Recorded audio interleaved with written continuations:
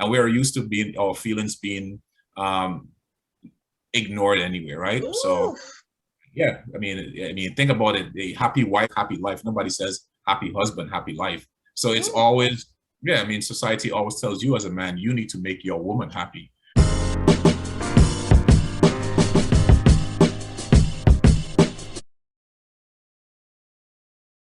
Hi, everyone. Welcome back to my comfy couch. So, as you know, we're here together and we have our panel, but we have a new face with us. So, we want to thank, first of all, Tori for being a returning guest here on the show. Say hi, Tori. Hello, everybody. You just couldn't get enough, right? Nope. And we want to thank our new guest, Shatoria, for joining us. Say hi, Shatoria. Hi, thank you for having me. Oh, thank you. And also Thaddeus. Say hi, Thaddeus. Hey, how you guys doing? Good. You gonna behave this episode or we gotta see, wait to see? We gotta wait to see. Okay, so the topic for today is something that, I think is so extremely important. We're gonna talk about how to leave an unhealthy relationship. I think many of us have had that experience. You're in a relationship, you know it's toxic, you know it's draining, you know it's unhealthy, you know it's killing you mentally, but you stick around longer than you should. So this conversation is going to talk about what are our experiences, what are some signs you're in a toxic relationship, what are some techniques that we've used to kind of get out of that situation to help our viewers understand and overcome this, right? I think a big part of this show is us trying to find the right person, trying to have healthy relationships, but it seems like a lot of people you meet are kind of stuck. And even if it's not a true relationship, it might just be a fling or some friends with benefits. It's just so hard to walk away from that person. So we want to have this candid discussion about how can we walk away, what can we do, how can we identify it and move on. So we're going to start with first, as I always like to kind of start with our experiences to make this more real to our viewers. So those on the line, anybody want to kind of share what's been your experience? Have you had an experience in an unhealthy relationship? What was that like for you? How did you identify that it was unhealthy for you? Let's go with Shatoria because she's our newest Ladies person. first. Okay, so to answer your question, yes, I do have experience with dealing with unhealthy relationships, trying to get out of those unhealthy relationships, and even not realizing that I was in an unhealthy relationship. So I want to say that for me, and a lot of this is going to be for me because I'm not going to speak for anyone else, but for me, a relationship is unhealthy if it slows down my personal and or professional growth, right? If you're not growing, what's the opposite of that, right? And so for me, if I cannot grow and reach my personal and professional goals while being in a relationship and dealing with the responsibilities of being in that relationship, is unhealthy for me. And I have for sure dealt with that. I'm 38 years old. So from the time I started dating, Mom, I hope you're not listening, but from the time I had my little first boyfriend in 6th grade, I've dealt with that on multiple occasions, unfortunately. Wow. Oh, so you have a lot of experience in this. So now you said that it's stopping your growth. Now, what are the effects of that? Do you feel like, mentally you were going to a certain place? What did that look like kind of like on a day-to-day? What changes or what kind of effects did that have on you? Some of the effects that I think go unnoticed usually are like the physical effects.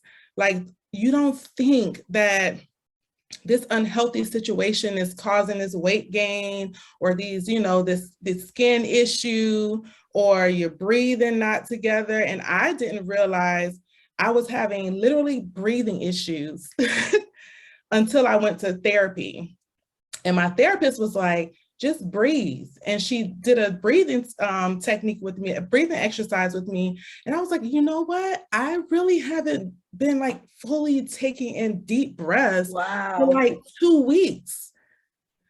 And she explained to me how your body goes into like a survival mode Oof. And it protects your body, protects your vital organs and moves the oxygen to certain places, and you may literally feel like you're drowning or you can't take a deep breath. And I was like, oh my God, like I didn't even realize that.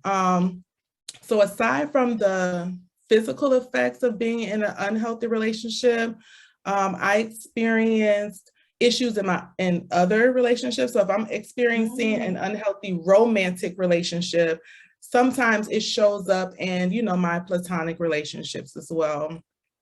For me, I am constantly trying to figure out how I'm going to advance my career, and if this unhealthy relationship is kind of slowing me down, telling me I'm doing too much, why I got to go get another degree, that type of stuff. I've seen it slow down my growth professionally as well.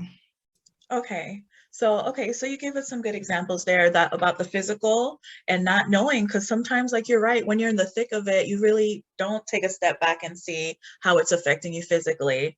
So I think a good part of what you're saying too is your objectives, your goals. If the person you're with is not, on the same mesh with you in terms of, hey, I'm headed this way, these are my goals, and they don't align with you, that might not be a good partner for you. So how about you guys? What's been your experience in any unhealthy relationships?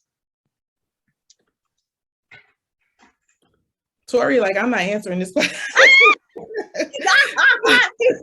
I hit the wrong button. You meant to unmute, right? Yeah, that's what I meant to do, was hit unmute. My experience, I have experienced unhealthy and toxic relationships, and the effect, I can go in different ways, but the effect that it had on me was I got to the point where I felt like everything that I touched was falling apart while I was still with this individual. And then I also got to the point to where I woke up one day and I didn't recognize the individual that was looking back at me in the mirror. Ooh. And when that happened, I had to take like a really deep self-analysis and be like, okay, wait a minute. What are some of the things that I'm doing that I know are not only against the way that I was raised, but against who I am as an individual? And then I tied everything back to, I accepted my responsibility and my part in the decisions that I made, but I also was mindful of, okay, well, it's because of said person why I'm doing this, why I'm doing that. And so I had to get to the point to where once I realized that and that light bulb went off, I was like, I can't do this. I can't do this anymore, because I'm putting everybody else before me, and nobody else is putting me before them. And I knew that if I continued on that path, that the outcome, which already wasn't pleasant to begin with, that it was not going to get any better, and that it was going to continue to get worse. Ooh, so you said two major things there. First, you said you didn't even recognize yourself. And I think that's a huge thing, especially I want to get those people kind of early on who are starting out in relationships to kind of get some of these signs before you get too deep in it. But I think that's a huge one that I found even in myself, is when you start to notice you're doing things that's not like you, and not in a healthy, not in a good way. And you want this person, you want it to work so bad, you want this person. So you're changing into something that's not you and not good for you. So that's a really good key sign as well that I like you said. And then the other thing you said about, now what did you mean when you said everything you touched was kind of falling apart? Tell me, like, what do you mean by that? Like, I compared my life before I met that person to while I was with them.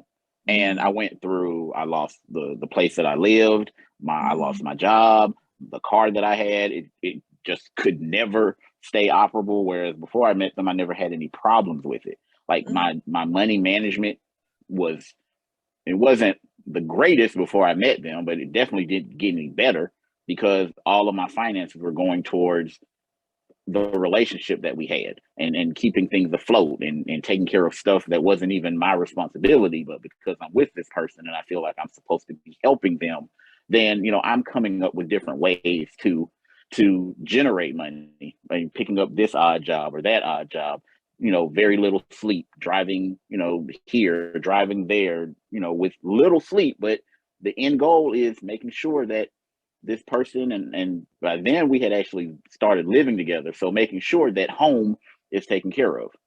So like the stress of getting up every day knowing, okay, this is the amount of money that I need to make sure that this bill is taken care of. This is the amount of money I need to make sure that this doesn't get cut off. You know, this child needs this child needs that.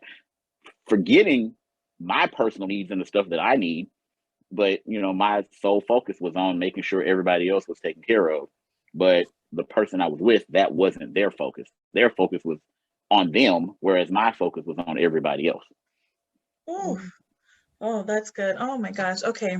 So Thaddeus, how about you? What was your experience? I definitely have had a relationships where I looked at it and I said, okay, well, I've ended relationships because not because it was bad, because like I said, you have to accept the good with the bad. So the bad I don't even count. But when I look at this individual and I realize that, okay, well, me and this person, based on where I see myself, my trajectory in life, I don't see them lining up with that, right? We tried it, we dated for a while, but they're just not the correct fit for me. And then we just kind of end things right there. Doesn't have to Okay. be something, you know, unhealthy. Okay, so No, you they were haven't been in causing me. toxic relationships. Okay. Well, I've been in a relationship where they're causing me some grief. And like, yeah, I remember one time, like I was at work and like for me to cry, like, you know, yeah. And I was like in the back and like a tear rolled on my eyes. I'm like, what, wait a minute, time out. Like, this is definitely not worth it. And then I was just like, miss, you know what? This ain't working out too well. I think that you're gonna have to move on to greener pastures and let me go about my business, because it's just not worth it, because in the end goal, I don't see you. Like, I don't see you. Okay, there you go. So the tier. So all these kinds of things that we all spoke about, those are all kind of, you know, effects when you know that you are in an unhealthy relationship. So the question now is, when it was time to, oh, let me talk about mine. I didn't even say mine. I think my experience with an unhealthy relationship was that, and which I want to talk about, is I always thought that if I just would change something, right? And I think a lot of people in relationships are like that. Like, you know, it's me, you know, if I could just show them that I am, you know, this, if I could just stop making them so angry with me, if I would just do things right. And it's a lot of self-blame that happens with some people sometimes. And they think like, hey, I can do something to fix this. And that was one of the signs when I was reading Psychology Today and other places that were talking about, like, that's a big sign. Like, if you notice you're always having to walk on eggshells, everything is always your fault, you're always to blame, giving you low self-esteem, that kind of thing. So I noticed that that was a huge thing for me. I thought like, okay, eventually this person is gonna, you know, get to know me if I just keep showing them, and that never happened, right? So again, when you're listening as viewers, listen to all of our stories, okay? And if this kind of sounds like you might want to look more into it to see if maybe you might be in something that's unhealthy. So now we spoke about the unhealthy relationships. Let's speak about what men and women kind of do when they're unhappy with a relationship. Because to me, I've noticed, and you guys correct me if I'm wrong, that a lot of times men don't want to hurt our feelings, right? If they feel like Thaddeus said, this is not for me. Many guys, to me, in my opinion, wouldn't just straight up say that. They would, you know, stop spending as much time with you. You know, he'll start cheating, you know, he'll start doing other things so that you'll break up with him and he won't be the bad guy. What do you guys think, based on your experience and just knowing men in general? Do you think men know how to just cut ties with a woman and let her know, hey, this isn't working, I think we should move on? I believe some do, and I believe some don't. I believe men have what's called just like women have a breaking point. I believe men have a breaking point where they get to a certain point to where they're like, okay, you know what? She just doesn't get it. Or he's pushed to the point where he's like, you know what? Enough is enough. But typically a lot of men will be withdrawn. They'll be distant. They'll shut down. They won't say anything. They'll become a lot more busy than they were before. So, you know, like you mentioned, so they don't have a lot of time. And they know for most women, quality time is huge. And so if that's gonna, you know, so she comes to him and is like, hey, we're not spending time together. And, you know, his response can be, well, you know what? I'm working 2 jobs to try to make ends meet. What do you want me to do? Do you want me to give up one of the jobs? Things of that nature. Knowing in the back of his head, he's not really going to. Another thing that a man might find is somebody that's giving him what the current person is not. Like if the woman that he's with is giving him a bunch of grief, and a bunch of negativity and always talking down to him and nagging him, he might come across somebody, whether it's at work or church or what have you, or a friend that gives him the exact opposite. So now he's gravitating towards the one thing that he would prefer that his partner gave him, that somebody else is actually giving him. And then, eventually he'll just get to the point to where he's existing in the relationship, but he's not in it. Mm-hmm. And eventually he'll come to the conclusion that, you know what, I don't need to keep dragging this individual through this anymore, because I wouldn't want it done to me. And then you have to have that open and honest conversation. Like, hey, not only is this not working now, let's be honest, it hasn't been working for a while, and go from there. Oh, so why is it that men do that? The men that do, Thaddeus maybe could chime in too. Is it because they don't want to hurt our feelings, or is it that, like why can't guys say how they're feeling when they want to cut it? Guys are really not good at feelings, first of all. Second of all, just because a guy is unhappy, that doesn't mean that he necessarily wants to leave. Like, a guy will stay in unhappy relationship far longer than women, and we've seen that. Yes, I quote statistics, and if you want to, I can go back and you see that women are the ones who usually initiate divorce. They're the ones who usually file. They're the ones who usually come to you with the "we need to talk." They're the ones who, they really can't, be unhappy, because it affects them more, right? Women are more in tune with their emotions. They feel the negativity a lot more than we do. So of course they would be more inclined to make sure that everything is good, in the relationship. Guys, however, I mean, sometimes they just kind of ignore it, and we are used to our feelings being ignored anyway, right? Ooh. So yeah, I mean, think about it. A happy wife, happy life. Happy wife, happy life. Nobody says happy husband, happy life. So it's always, society always tells you as a man, you need to make your woman happy. But nobody ever tells the woman, you need to make your man happy. As a matter of fact, if you ever, as a woman, you tell your friends that you're going to do something for the express pleasure of pleasing your man, they will look at you like you're a pick me. Not every circle, but that is a huge thing. Oh, okay. Wow, so that is a good point about men not being able to express how they feel and not feeling empowered to do so. That is so true. So guys just stay unhappy hoping that things will turn around, or hoping that she'll eventually call it quits. Well, to piggyback off of what Thaddeus said, a lot of men view their relationships as an investment, and that's not something they want to walk away from so easily. Mm-hmm. If you look at it, to give an analogy, an investment in a relationship is almost like the stock market, where it's going to go up and it's going to go down. Just because it goes down, you don't always want to pull all of your stock out of a company, because in the back of your mind, you hope that one day it's going to rebound. That's the same thing that a man does. Okay, we might be going through this troublesome time right now, but in the back of my mind, I'm hoping that eventually, the road is going to straighten itself out, and then we'll be back on the incline, as opposed to being on the decline. So it has to be an egregious act that causes a man to just kind of be like, wait a minute, forget it. No, I'm done. And normally it involves another male, like in the form of cheating of some sort. Because now he's not the only one that's invested in this woman. Now he has somebody else that's invested in her too. And now he's competing with somebody else for the same return on their investment. Oh, that's so good to hear from a male's perspective. Shatoria, tell me. So I'm hearing that men will stay in a situation because a return on investment, and we don't express our feelings. What I'm interested in knowing is, why is it that a man will know exactly why the woman is unhappy in the relationship, and instead of making the effort to change, they become just lazy or stagnant or just comfortable?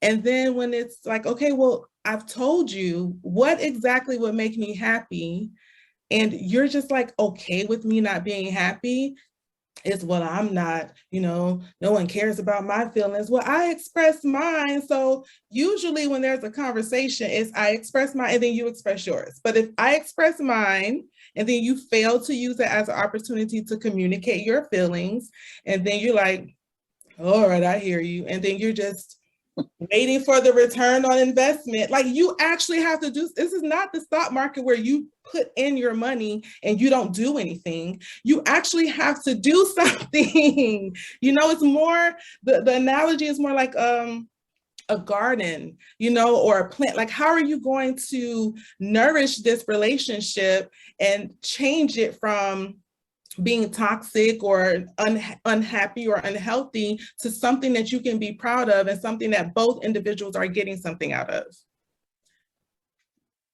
You really want to know the answer? Yeah, go ahead, Daddy. You really want to know the answer, or you just talking? Which one? You really want to know? So yes, I really want to know. You really want to know. You really, really want to know. Absolutely. You know why? Let's think about this, right? And Tori, tell me if I'm wrong. Anytime a woman tells you a reason why she's not happy, go ahead and fulfill that and see what happens. What happened 2 months down the road? There's going to be another reason why she's not happy. Thank you. Thank you. Because you didn't hear both when she told you the first time. She told you two, but you heard one. That's okay, good. What happened. So even if you do those two, what'll happen? She'll come back again with another one. And it's just like I just realized that some women are just, it's not all, but some women they're just miserable, and they will just constantly come at you. It'll just be one thing after the next, and she'll just constantly try to change you into this person. And eventually, you know what they do? They actually succeed in some men, and then you turn around and you will dislike the man that you change him to be, because then he'll just be like a, oh man, like women always say that they're, they don't want to push over. Have you ever seen, like, for instance, like husbands? I don't know. I have a problem with like husbands. Like, I look at them and like how their wife dress them. I'm like, bro, she just turned you into somebody that she would never talk to if y'all weren't married. And it's just, you call it like betatization by 1,000 concessions. She will nag you until you change this. Okay, baby, I don't like the way how you change your hair. I don't like the way how you cut this. I don't like this. Why don't you wear this? Blah, blah, blah, blah, blah. It's like, no. I just cut that from the beginning. Listen, you don't tell me. If you don't like me how I am, let me know right now. And you could walk out the door. We're not doing that. We're not doing that over here. You need to be happy as is. And furthermore, it's not even my job to make you happy. You need to come into this relationship happy. We don't do the whole toxic thing. I don't argue. We don't fuss. We don't fight. I ain't got no weird issues. I could talk about emotions. I could talk about feelings, but we're not about to do that. And I think a lot more men need to go back to being men. Realize that, like, you cannot make a woman happy. You cannot. They will come after you and they'll say, honey, if you just do these 2 things for me, it'll make me so happy and I'll be the happiest woman in the world. And you'll do it and she'll be happy for 2 weeks. And then after that, it's going to be something else. I think Shatoria brought up a very good point, because I was going to go on to the women's side now. We spoke about how guys, if they're in an unhappy relationship, how they react. And now Shatoria brought up from the female's perspective. I feel like as men don't communicate, some women over communicate, and they will tell you 1,000,000 times what it is that is the issue for them, 1,000,000 times. And as Shatoria said, it continues and it's not fixed, it's not fixed, it's not fixed, it's not fixed. And, and then we have the domino effect of, okay, now you guys are unhappy and you're doing all kind of shit so we could break up with you, or until you're fed up. So I guess to Shatoria's point and to Thaddeus' point, because we do have an episode, by the way, of how to deal with conflict, I think is a good one for everyone to watch. But understanding how to communicate it to the man, right? Because men do fear, like Thaddeus said, it's always something I gotta fix. You're never happy, it's always me. So I understand that. I had to learn that when you say things to a guy, you do have to say it in a way where he's not going to feel attacked, where he's not going to feel like it's always him. And you do have to choose your battles, right? That was something that we spoke about in that episode too. You can't be bringing up everything all the time. So when you do bring up something, he'll know, okay, this is a valid thing that's really bothering her. Let me listen in. You okay? But I do feel that women, like Shatoria said, are very open. They'll tell you, you know, what the issue is more so than a guy would. And I feel like after she said it so many times and you haven't listened, then she's got to like step it up to either leave or, you know, do what she has to do. So it's interesting to see how the two sexes kind of handle this. Any, you know, kind of comments? Or Shatoria, I saw you shaking your head. Did you have anything to add to that? I would just add or just echo on choosing your battles, and understanding that the type of communication may be different, and maybe he won't communicate it to you verbally, but just pick up on his cues, you know, of what he likes, what he dislikes, you know, where, I don't know, where he likes to go, where he doesn't like to go. It would be a lot easier if it was just, you know, communicated verbally, but it's typically not. So I've learned to just pick up on nonverbal communication and cues as well. But the thing is that, let's say if you do pick up on them and you bring it up to the guy's attention, hey, I noticed you've been staying out late all week. You know, is there something wrong? Does the guy open his mouth and say it? You know what I mean? If we brought it up, would you guys actually say what was wrong with y'all? I wouldn't ask that. I would ask him what would keep him home. Like, what do you want to do? You know, if I'm noticing that he's out, then I would ask him, well, hey, is there something around the house that you would like to do? Like, I'm a flip it and reverse it, because you have to be, so I'm an attorney. So I have to be careful. On top of being a Black woman, I took my ass to law school. Why did I do that, right? And so because I'm trained as an attorney, I have to be extra careful on how I ask questions. Not only in my romantic relationships, but as soon as I say that, like, the way somebody communicates with me just changes drastically. And so I've learned, you know, prior to becoming an attorney and with my training, you just have to pick up on the body cues, maybe change the question, maybe not be direct, maybe not point something out, but ask a question. Like, you just have to use our intellect, women, use it. So guys, tell me, if a woman is unhappy or feels that you're pulling away, that you're unhappy, you know what I mean? What can she do to get that information out from you? What can she do to make you feel comfortable? Like, is it something that a foundational kind of thing? If when you guys first started talking, anytime you expressed yourself, you felt like if you were safe with her, she made you feel like your thoughts were valid. So you've built that. So now you're at a point where if something is bothering you, you can say it? Or is it like, what can a woman do to make you feel comfortable expressing your unhappiness with something or a situation? I'm gonna use Shantoria's profession as an example. Shatoria, okay? Shatoria, I'm sorry. Shatoria, it's okay. Shatoria, my bad. Yeah. So I'm gonna use her profession as an example. If she has a question, I'm not gonna want to feel like I'm on trial because she's an attorney. Like, I'm gonna need her to be able to communicate in a fashion where when she looks at me, she realizes she's not at work. And whatever communicative style that is, then fine. I don't want to be nagged. I don't want to be nagged, and I don't want to be belittled. And so, you know, so when you said, well, what if we say it 1 or 2 or 3 times? You might say it 1 or 2 or 3 times because time 1 and 2, the way that you said it wasn't effective and caused the man to shut down. So that should be, to me, that should be something that should make you think, okay, well, I tried it the first time and it didn't work. But the way I presented to him the second time was similar to the way I did it the first time, and that didn't work. So maybe it's not that he doesn't want to do what it is that I'm asking. He just doesn't like the way or the method that I'm presenting it to him to cause us to be able to have a open and prosperous conversation about whatever the topic is that you would like to talk about. Okay, so you're thinking maybe it's our approach. We got to find out how to best communicate with that person, because I notice it is different depending on who it is. Some guys everybody communicates different. Yeah.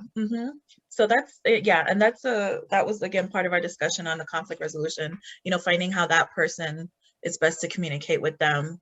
That is, did you have any kind of pointers for women on how they can make men feel more comfortable, kind of expressing themselves, you know, regarding anything they're unhappy with? Yes, I'm sorry? comfortable. You want to make men comfortable. This is the comfy couch. Listen. First of all, like, ain't no guy trying to like go through all of that, or you're making this way too. You're putting like feminine qualities on a guy. Okay, Like tell me.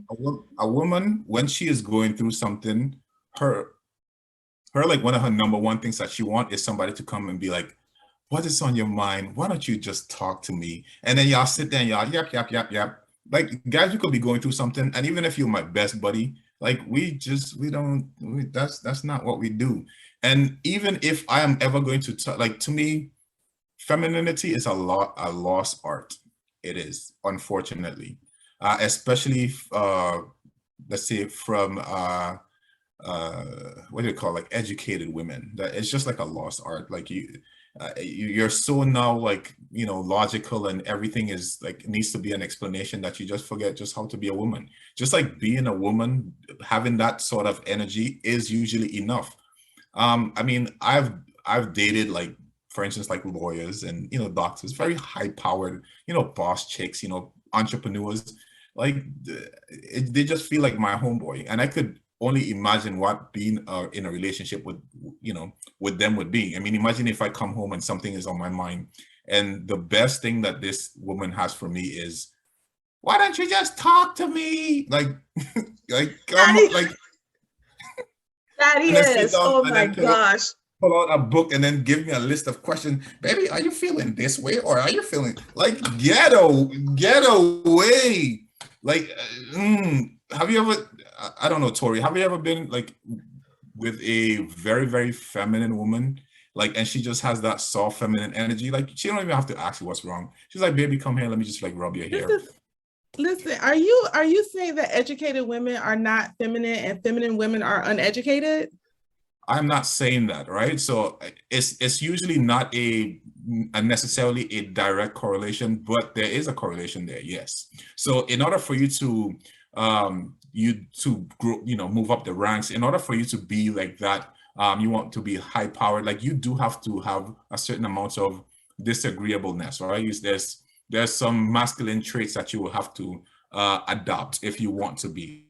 And so, yes, you will lose some of your femininity, Okay, unfortunately. You really listen. think I don't go using my feminine energy at work to get what I need to get done? You really think that? That's usually not how it works. Listen, we are Oh, gonna have an okay. episode about that. So Shatori, I want to have you on that episode because we're gonna do an episode about how men view, women that are, high power, as he said it, because High that's gonna be a power, good yeah. discussion. So Yes, we definitely need to do that one. we're 'Cause, gonna like, have that, and I have Yes. some I used, people in I mind used for to, that I one. used So that's to, I used to dream about a high-powered, like, boss chick. Man, I used to be like, man, we could be okay. a power couple. I am We're gonna make, you're gonna I'm make not gonna say, I forgot 200,000. you I'm gonna make recorded. 200,000. Hold on. You're gonna be balling out. So okay, Thaddeus. I'm gonna put you on mute. Behave. Okay, listen. So my question, Thaddeus, was if you have an issue with the female, so not like you had a bad day at work or something outside of the household, if you're in a relationship and the woman is doing something that is causing you to, feel like you're unhappy, feel like it's toxic, draining to your mental, draining to your physical, what can she do to make you open up about expressing that? That was the question. So what is it? Do you have any suggestions? She would be the same exact thing as if somebody outside was So you causing don't that. want her to address you, just want her to pet you and let you know it's gonna be okay. And she's gonna keep annoying you every day. No, keep it. Like I said, first of all, I never said for her to ask anything. So you don't ask anything. It's just like you provide that. Men will open up to you if you provide them a safe, like if they trust you, Okay. right? So Okay. they would have to trust you. When I mean trust, I mean that, okay, first of all, like, you're going to not look at me differently. You're not going to necessarily get on the on your WhatsApp group and tell my business to your homegirls. Yeah, Or social media posts. Like exactly. Or post like when we break up, you're gonna put post do a tell-all post about, like, if he trusts you and you provide that space, safe space. It's like, why wouldn't he tell you? Okay. And he comes home, y'all chilling on the couch, you have you, and I don't mean to pet him, but like, you're being that like feminine, like bringing that feminine energy, like you're so soft, receptive. Of course he's gonna be like, baby, like, listen, I don't really like when you do X, Y, and Z, and you're so like not defensive. You don't well, that is almost impossible for women to do, right? But like you Oh don't feel, Lord. women filter everything through their emotions, so like you don't Me like too. logically hear it. So he's I'm going through like rounds with him. He's taking so many jabs, and I'm like taking it like Muhammad Ali. Like I'm just like, oh, We should have really, Thaddeus and Shatoria go out. Go. it's really That one hard. time, like, fight. Okay. For Tori, just Okay. shaking his head. So Tori, tell me, Tori. for okay, I'm not gonna say that all of what Thaddeus is saying is wrong, but there's a certain part that I picked up on that I might want to say it a different way. And that there's a certain level, he used the word comfort. I'm going to use there's a certain level of vulnerability that it takes for a man to be open and not wonder if he's going to be judged by his woman by him expressing himself and what issues and concerns that he currently has when it comes to their relationship. Now, that's not a vulnerability that a man just shows off the rip. That's something that comes with time, trust, and security. So he has to get to that particular point. Now, if he's not at that point where he feels vulnerable and feels like he can trust and he's secure with the woman that he's in a relationship with, then he's constantly in his head trying to figure out the best way to let her know, hey, we have an issue, but I'm also not at the point where I'm 100% comfortable sharing with you every emotion that I feel that is attached to this same issue. Yeah, so I think you bring a good point. So for men or women watching who are dealing with men, it's more about building that kind of foundation. And I think it's through experiences, right? You test her a little bit, you tell her a little something and see how she reacts. If he told you about something and you like blowing off the handle or throwing it back in his face or bringing it up in another conversation in the future, he's going to feel like he can't tell you anything. So it's very important that I'm sorry? Don't do that. Don't do what? The women, don't do that. I'm telling the women that's watching not to do that. Okay. Don't throw it. That is horrible. Yeah. So I'm just saying, so like it's cringing. It's little things like that. Like, guys, we show them, how they need to communicate with us. So if they tell us something, a little something, and we fly off the handle and do all this other stuff, they're not going to feel comfortable. So that's a good lesson for women, especially when you're just getting to know a guy and throughout your relationship. He needs to feel safe that when he tells you something, that you'll accept it, address it as, and acknowledge it as something that, he actually said a valid, something valid. You actually listen to him and let him feel comfortable. Okay, so that's a good thing. Not take everything as an attack on you. Exactly. And that's what I meant by you interpret everything through emotions. I remember this one time, Nicole, and then I'll say this and then you can move on. Go ahead. But I remember talking to this one girl and I was trying to find because you know me, like I'm just raw, right? I just want to tell people as it is, and like, but I realized, okay, in life, okay, great, you can't do that. You have to try to, motivate people or encourage them in very nice ways. So it's like you try to use honey to catch these flies, right? So I'm trying to explain to her the best I can, and I'm looking at her face, and I just realized while I was talking, like it don't even matter what I say. All she's hearing, I could say, is that she's not good enough. That's all she's hearing. That's all she's hearing is she's not good enough. So if I'm a guy and I can't tell you anything, like the minute I tell you something that you're not doing, you immediately hear that you're not good enough. What am I to tell you? Go to therapy. Yeah, but I think it's true. I think many people have that issue where if you tell them, give them constructive criticism, all they hear is, I'm not good enough. It's my fault. I'm not, doing what I need to do. So yes, that's a big part of communication. Don't take it that way. Just take it for what the person is saying. Okay, so that's good. That's all very, very good.